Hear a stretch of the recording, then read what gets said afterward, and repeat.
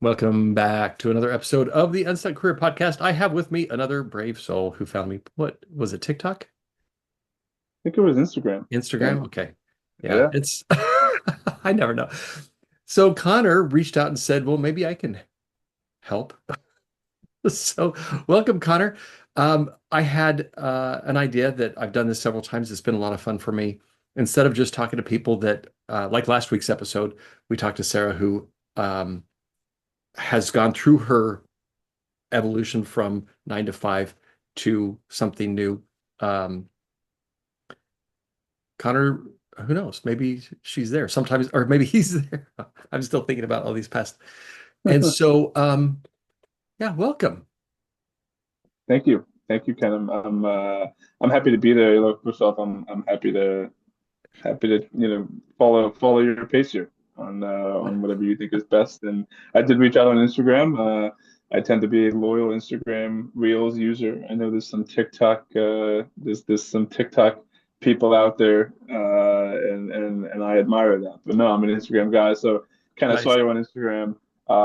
Love your content. I Well, thanks. really have always been passionate about helping others be successful in their careers. So I really kind of resonated with the content that you were putting out on kind of helping people get unstuck. Yeah, And I really do believe that I'm here to one provide any advice that I can to people listening to this, but also to kind of hopefully be vulnerable about where I think that I could be better um, right. and in my opinion, getting unstuck and getting things done. I wouldn't necessarily say I'm stuck.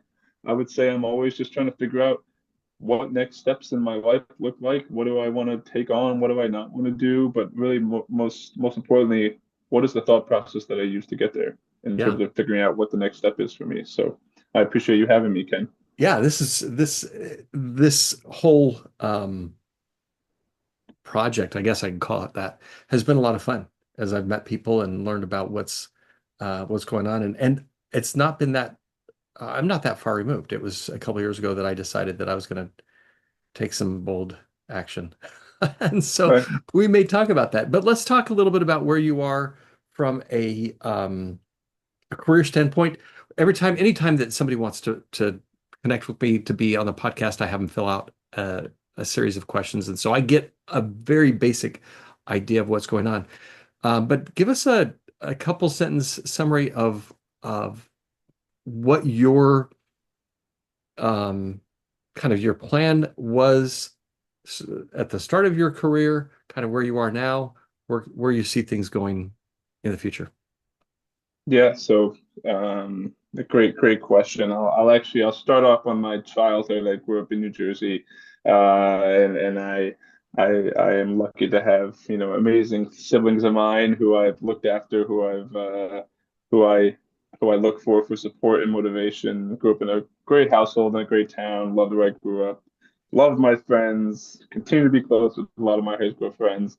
Eventually went to college at Syracuse University, so upstate, where I majored in finance and economics. And Ken, you and I were joking before.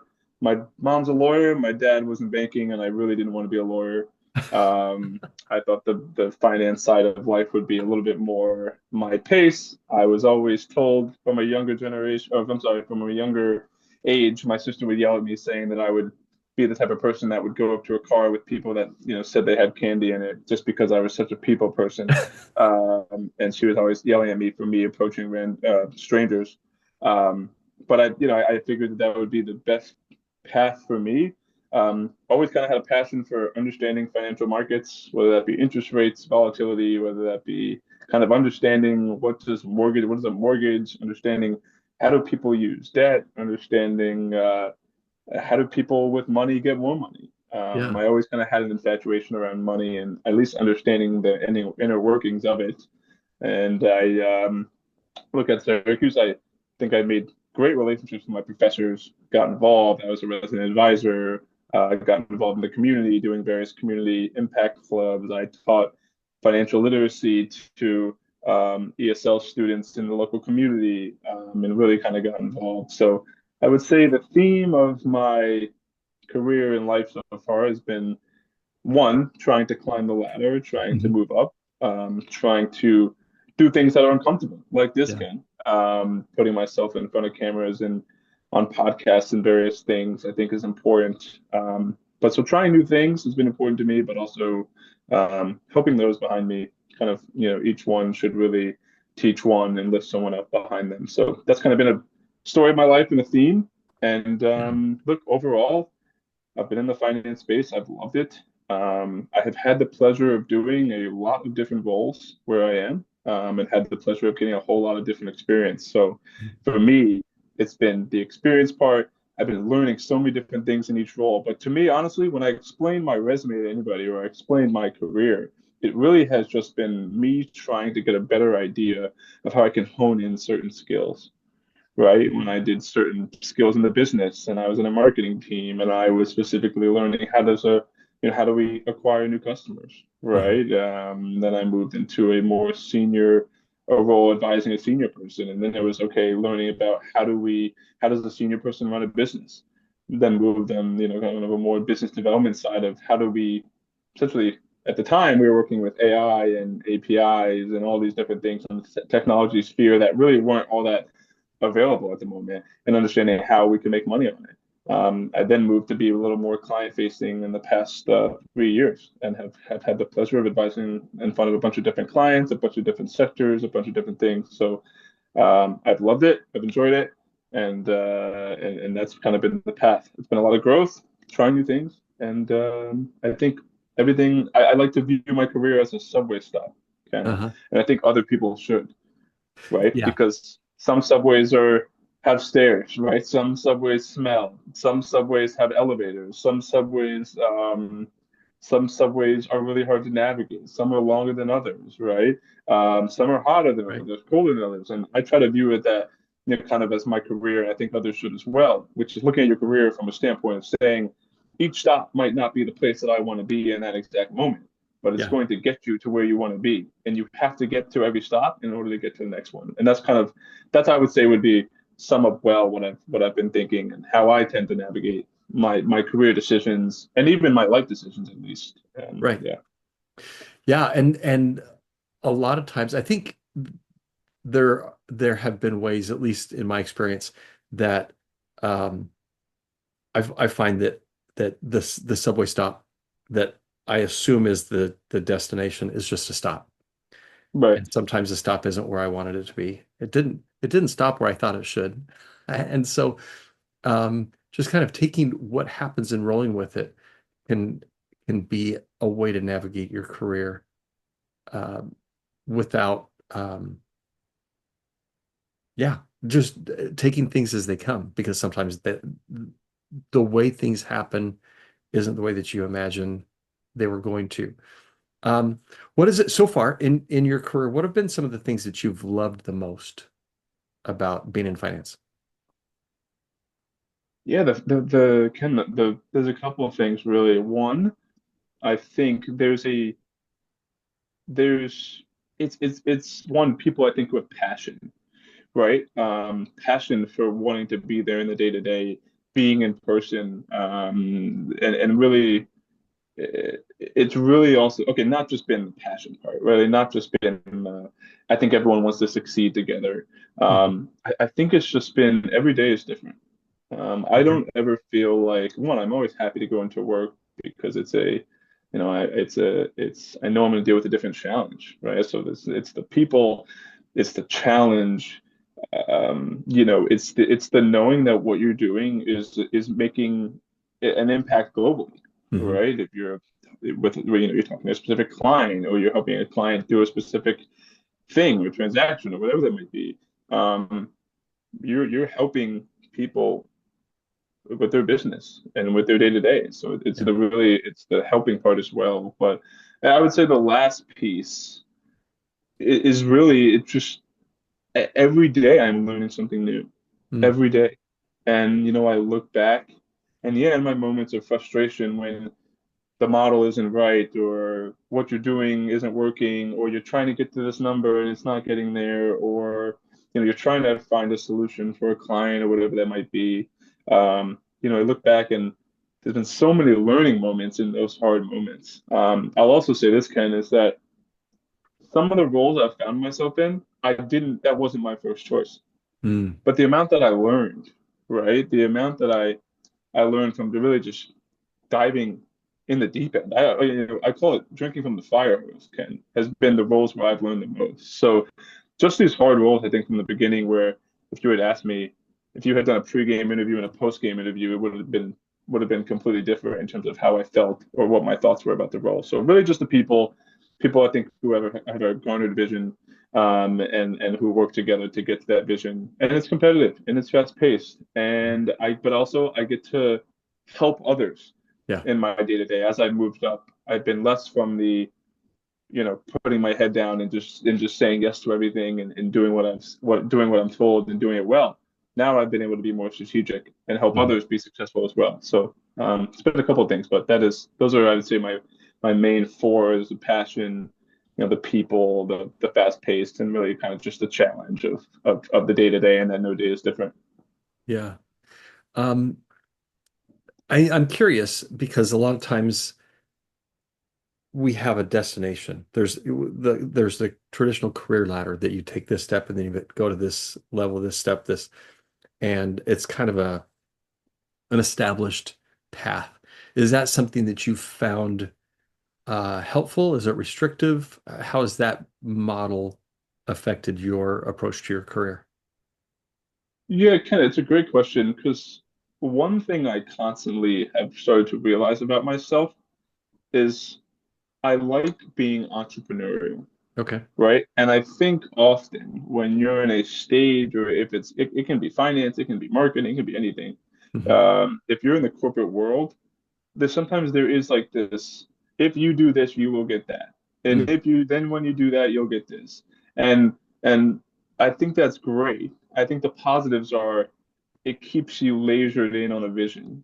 And then every day, I try to say, I say when I talk to, my team that I'm on, I say, oh, we have these guiding principles, right? And this is what we should follow day in and day out, right? And one of those guiding principles, the last one, is that we're kind of flying the plane while we're still building it. And I think that is actually what I was told. I remember I was in a role during COVID, and everyone was online, no one knew what was going on, and one of our HR partners said, you know, we're flying the plane while we're still building it. Hmm. And I think that mindset has helped me because in these days where you're thinking, okay, does what I'm doing align with my goals? Does what I'm doing align with my path? Is what I'm doing going to get me where I need to be? Right? That subway stop Yeah. analogy can. But also, I remind myself that in times of change, whether that be COVID, whether that be economic change, whether that be this whole AI change that's going on, constantly having to ask myself, we're flying the plane while we're still building it. And I think Mhm. so. I say that because I think the path, when it's laid out for you, is great.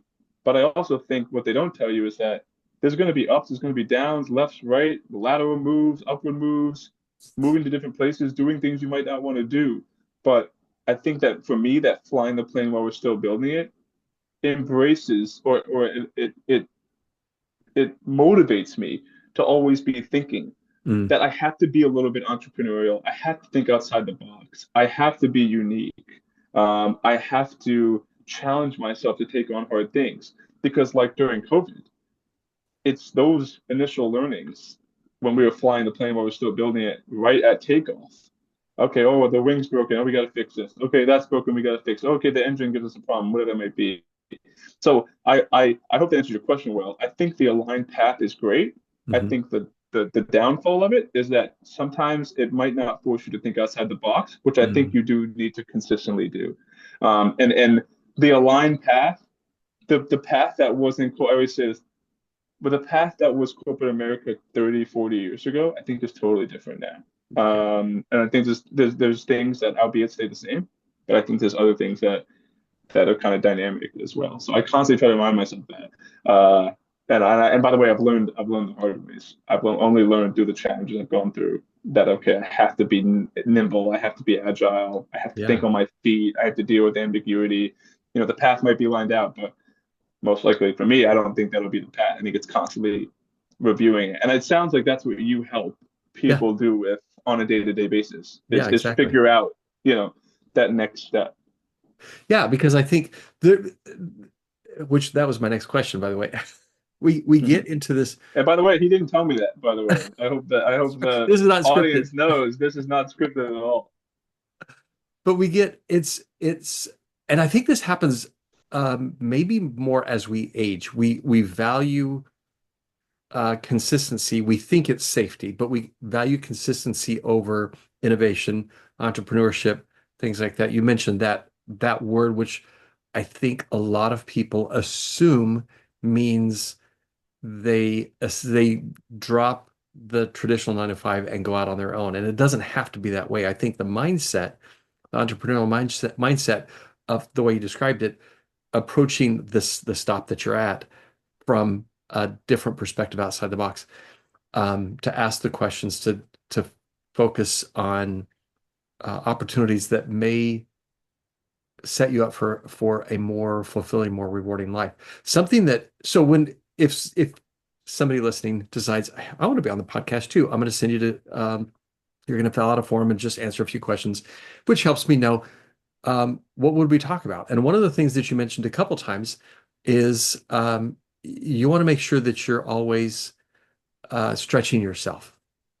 And so, which I think is kind of what you were just talking about, this outside the box thinking, the entrepreneurial thinking.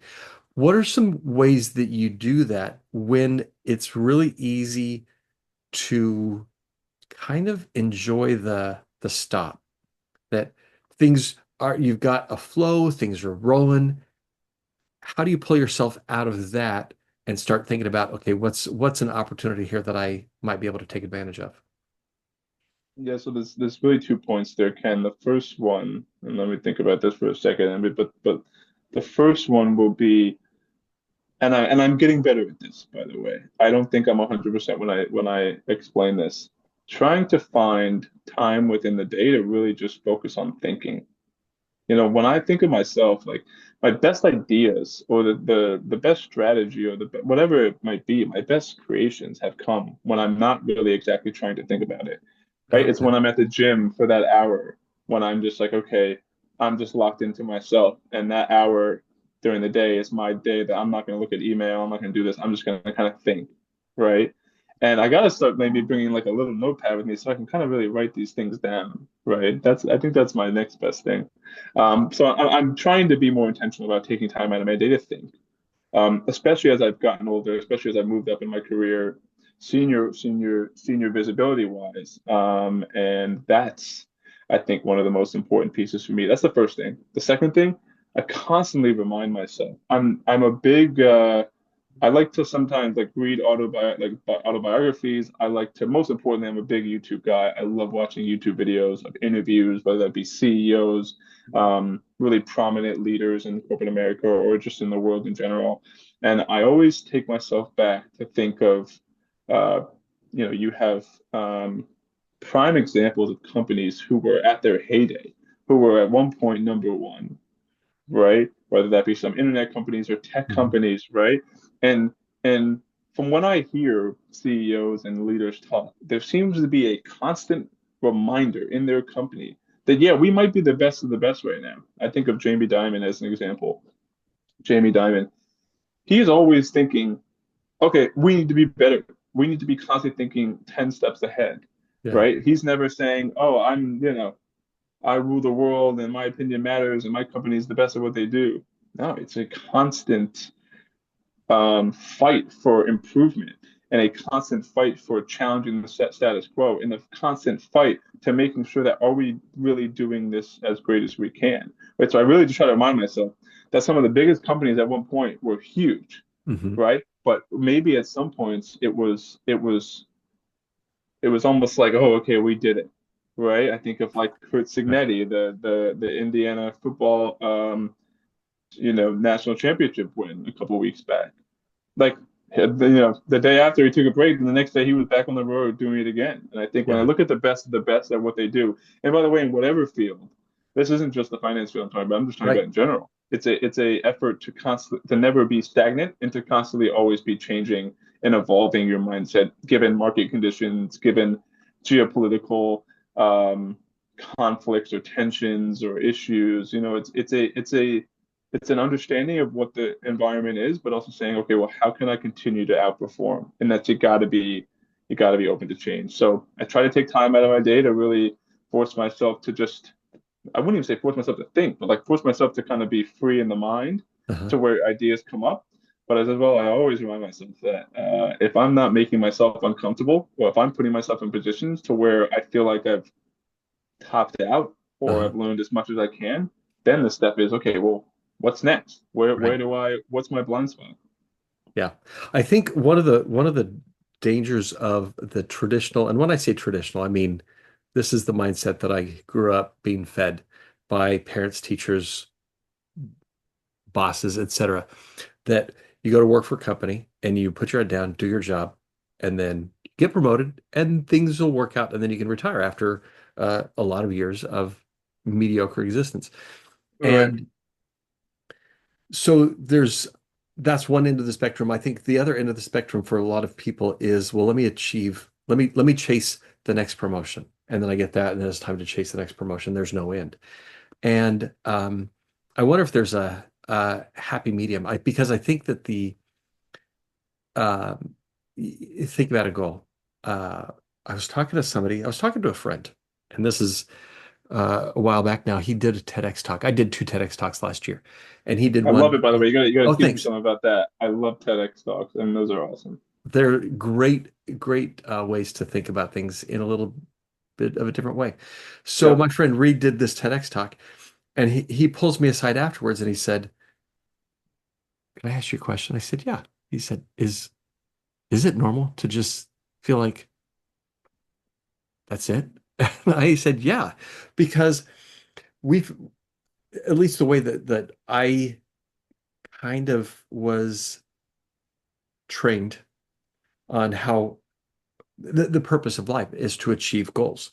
And but the achieving of a goal, whether it's a job title, whether it's a promotion, whether it's a degree, whether it's whatever it is, it's kind of hollow and empty because once you get there, it's now what's your life all about? It's I did the TEDx talk, now what? And so I've shifted that myself, but I think that fits what you were just describing, especially if you think about your career as you're just making subway stops, and Right. it's about the journey. It's about who you become in the process, and not so much the um, the checklist of, okay, I did this, achieved this, because Mhm. that again, you've got the picture to prove it, but now what? So I'm Right. just curious your thoughts about that from a career growth standpoint, uh, focusing on the growth, the development, as opposed to um, the attaining of some Right. thing. You're almost kind of explaining, you know, not being too focused on the destination. Well, the Right. destination is important, but the purpose isn't the destination. Right. It's about the experience. It's about the journey. It's about um, the planning, the becoming. Yeah. Yeah. I constantly remind myself constantly that my 15-year-old self would be so happy with where I am Yeah, today. Honestly, yeah, to say that I'm lived in New York City, I'm afforded to live in New York City. I have friends in New York City. I'm able to, you know, I have a job that I like. I have people I like to work with. I feel like I have autonomy in my job. I can, I'm doing things. I get to travel. I get to meet clients. I get to meet new people. I mean, I always remind myself, 15-year-old me would be so happy with where I am. So that's yeah, that's my constant reminder is that I'm always striving to be better. And I think can high achievers, I always think back to like Nick Saban, and what Nick Saban says. He says, mediocre people don't like high achievers, and high achievers don't like mediocre people, mm, right? And I think of like me and yourself and many others, people are ambitious and we're constantly thinking, okay, I've done this, what's next? Right? Okay, I recently got promoted, and then I was like, all right, what's next? Right? yeah, That feeling that you think is going to go away, it does. I mean, that you don't think is going to go away. You're going to feel like you attained it. It goes away, and then Yeah. you constantly think about the next thing. But what I really think is that I try to always be telling myself it's about the journey. Hmm. And again, I know you said the destination is important, and I completely agree because you have to I think one thing I've learned from watching your content, Ken, is that you have to be intentional. Yeah. Like, and I was talking to a senior in college about a couple hours before this. I told him, I said, look, you really have to be intentional. You have to prepare. If you, I said to him, I said, look, getting a job, and I know I'm going a little bit off script here, but getting a job in today's market, I would argue is 50 times as harder than it was when I was trying to get a job, Yeah. right? But I would also make the same argument and say it's maybe 50 times easier Right. because you have things like ChatGPT and AI that can get these things done in a second, right? I always say, I said to this kid, I said, look, I'm telling you this because I like you, because I think you have potential. But I said, you showed up on it, or you showed up on the call in a sweatshirt. Uh, you don't have any questions for me. Hmm. Like all that tells me is that you didn't do the little things, right? Right. And the little things, which by the way, which would have taken me 10 minutes back 5 years ago to figure Mhm. out everything about someone's profile on LinkedIn, which now today takes 10 seconds It's if you yeah, ask instant. ChatGPT that, right? Or you ask any AI tool that. My point is to him was that I said, look, you have to be intentional. You Yeah. have to understand where do you want to get, right? If you want to be an English teacher, if you want to be a math teacher, if you want to be a professor, if you want to be in banking, if you want to be in marketing, whatever it might be, you have to have an idea what that goal is in mind. Right. Because, like you said, Ken, during the journey, you have to have your direction in mind or your destination because Hmm. you need to understand are you making the decisions in the day to day Right. that's going to get you to where you want to be. Now, whatever that looks like, right? Some people are in finance because they want to start their own business one day, right? Some people are in finance because they want to be a professor one Uh-huh. day and have have real world experience. Some people want to go do something in private equity. Some people want to go do something completely different, whatever it might be, but they have their destination in mind. So Right. for me, I'm constantly trying to think that my destination is I love the finance space. I want to be in the somewhat finance relationship management space, Hmm. right? That's what I want to do. I like it. I like to, I love to work with people, but I have that kind of goal in mind frequently. And I constantly tell myself every day, is what I'm doing and where I'm striving to go, and is that next move going to at least, again, be a stop on the subway that's going to get me to where I want to go. So again, I know it's a little long-winded, but kind of keep that Nick Saban stuff in mind about these high achievers. You have to have the destination in mind Yeah. because, as Nick Saban always says, you got to get the right people off the bus, Yeah. right? And Oh, I always say to that's true. people, you have to get the right people off the bus. You Yeah. got to get the right people on the bus. Then you got to drive that bus. And then, most importantly, Ken, I think, which is what people don't talk about enough, I always try to have my destination in mind. But Hmm. I also try to always tell myself, what do I not want to do? Yes. Because I always say I could put 10 job applications in front of you, but you're not going to be able to know which one's better than the other if you don't know what you don't want to do, Right. right? At least if you know what you don't want to do, you can start to play a process of elimination, right? So I always have that destination in mind of where I want to be, right? Or the type of person that I want to be, or maybe the money I want to make, or the lifestyle I want to live. I Right. have those things in mind. And then when I'm making these big decisions, right? Hmm. If they fall in line with my goals and my objectives, then run at it, Right. right? But if they don't, quick decision. It's Yeah. not going to be then don't do it. So that's kind of how I would explain it. I'm not sure if that was the exact answer you wanted, but I hope that Well, was helpful. it works. I like that answer because I think a lot of times we don't trust ourselves. We operate under the assumption that first of all, we operate under the assumption you brought up AI. The game has changed. The game has Right. changed in the last 5 years, and the people that are complaining about the changed game are going to continue to not win the game because they're not willing to change to meet the rules of the new game. And I don't know what all the rules are, and they're going to continue to evolve. Right. But that there have been a lot of things, COVID, for example, a lot of things have changed a lot of dynamics. And you mentioned being agile earlier, and that's going to be crucial with anything that we want to do. Moving towards Ken, would that you agree, by the motion. way, in terms of, and I want to hear your perspective as well. Kind of what do you think in terms of the journey and the destination? I think we're always caught up, okay, just enjoy the journey, which I Right. agree with. But then it's okay, have your destination in mind. But what do you think in terms of like what's your thought on that question? So, first of all, I get to ask the questions. No, I'll answer them for you. I ask questions so I don't have to answer them.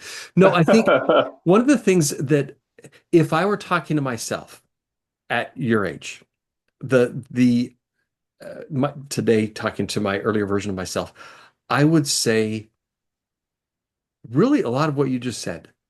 I would say find what you want and start moving towards that. And I think I spent so much of my life living other people's dreams. I was living my dad's dream, and it wasn't his dream for me. It was his dream of the world. It was Right, go get the job that's got the corporate car and the stock options and all that. That was not my right, dream. And um, I had a boss one time who asked, it was like weeks after I was promoted, if that. So, what's next? And I said, I'm trying to figure this job out. I don't know about the next step yet. And it wasn't until I felt like she would agree that I was ready to promote before I let myself think about what's next. I would tell right, myself, and I would tell, and this is what I tell clients as well, you need to discover what you want and live your life, live your dream. Stop living somebody else's dream. And right, if that means you make a hard pivot, make the hard pivot. If that means that it's like with the applications that you have in front of you, like you were talking about, if you discover, I don't want to do this type of job, don't do it.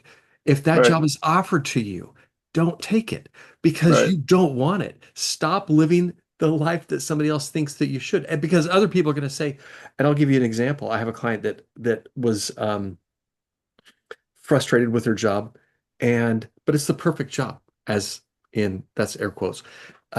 Everybody wants this job. Everybody would love to have this job, and she's had a really uh, successful career, but she doesn't want the job. And Right. part of the reason that we're working together is because she wanted to get some clarity about does it make sense for me to continue working there? And it Hmm. hasn't been that long. And so the question isn't, should I stay because this is what I get if I stay? The question is, do I want to stay? And her Right. answer was no. Yeah. And Yeah. so I love that. that's what I would tell people. Yeah. And if there are people who love law, and so they become a lawyer. There's some lawyers who don't love law. And so a few weeks ago we had Sarah on the podcast. She didn't love law. So she quit her job as a lawyer to become an artist because that's what lit her up. And so that's what I try to help people do. And I realize more and more that my whole role is to believe that that's possible for you when maybe nobody else is believing it's possible for you because you have mom and dad or somebody else saying, Yeah. "Come on, Yeah. Connor, Yeah. don't do that. Right. Right. That's hard to Ken, overcome." I couldn't agree more. I'm on the board of I'm on this junior board of this nonprofit in New York City, and I've loved it because it's given me exposure to people outside the finance industry, honestly, which I really loved. And one of the women I was talking to, she was like, "Oh, I left this job and I just kind of like moved to New York." And I was asking, I was like, "Oh, are you happy you did it?" She's like, "At the time, I was like, everybody wants this job and this is so highly coveted. Like, why would I leave this role to then do this?" And she's in the phase now, Uh-huh. where she's still figuring out what she wants to do. Yeah, But I think she's grappling between did I make the right decision or not? But I think she's getting up towards that upper level of I made the right decision. I'm gonna bet on myself. But I right. love that because I'm constantly trying to talk to people and say, again, do what you have to deal. Again, this is, and the better way I'd put what you said, or at least the better way I would tell my younger generation self, or my generation, what I would say is, you have to bet on yourself, Yeah. and because you're going to deal with the good things that come of it and the bad things that come of it. Your parents aren't going to deal with it. Your mom, Your brother's not going to deal with it. Your sister's not going to deal with it. Your best friend's opinion, they're not going to deal with it. You're the one that's in the arena, right? Like Right. you're the one that's going to deal with both sides, the good or the bad, and you have to make a decision that's best for you. So I love the way you put that, honestly. Yeah. Thanks. Yeah, and that's I would say the same thing. And so I don't know that there's a better way to wrap it up other than it's your life. Live your life. Don't live Yeah, mom and dad's life. Don't live the boss's life. Don't live your best friend's life or your spouse or partner's life. Don't live your friend's life. Live your life because yeah, it's your life. Why yeah, not? Why not live for yourself instead of somebody yeah. else? And Ken, I think it's taking their opinion. I always love going to Sure. my parents for opinions, Right. and their opinions is so important to me, Yeah. right? And just understanding. My mom's a lawyer, so I call her. She's my downside protector. Right. And because her job has always been risk management and Mhm. making sure that the worst thing doesn't happen, right? And I Sure. admire her view. And then my dad's view is a little bit more optimistic because he was on the finance side. Right. And we tend to be optimists in the finance world. Um, and but so I think it's yeah, I couldn't agree more. Like living your life and you're gonna bet on yourself and you're gonna deal with the good things and the bad. At the same time, I think keeping an open mind, getting people's Right. opinions, I have mentors in my network and mentors and sponsors because I have people who think completely opposite of me Mm. because it's important for me to get their perspective. And open-mindedness, I think, allows me to be successful in decision making. So, like if I were to, I'm sure if I were to kind of at least provide some motivation, Ken, to the people listening to this, I would say, getting laser focused on what you want to do, but also what you don't want to do, Right. right? And at the same time, use those people around you, right? If it be your parents or your parents' friends, don't be afraid to seek people out. And then again, put yourself in uncomfortable positions, Ken. Yeah. Like even this for me, I was like, "Oh, I really like this guy Ken, man. I really like his videos. Like, I should just reach out and really, take his offer." Listen, Ken, honestly, I filled out your form, Uh-huh. then I stopped, and then I said, "Oh, am I really gonna do this?" I said, "Am I doing too much? What am I doing this for?" Then another one of your videos came up, Ken, and I was like, "Okay, you know what? Let me just do it." And I Yeah. know we had to reschedule previous to this, but I am so happy I did it. I'm so happy to be here. I hope now, having met you, that you're not just somebody I see on the internet, but you're your friend, and you're somebody I hope to kind of continue to stay in touch with going Absolutely. forward as well, Ken. This has been fun. Thanks so much for being brave, for being bold, for doing uncomfortable things. Yeah, And thanks for everybody else for listening. So we'll be back next week with somebody else. Thanks for listening. yeah.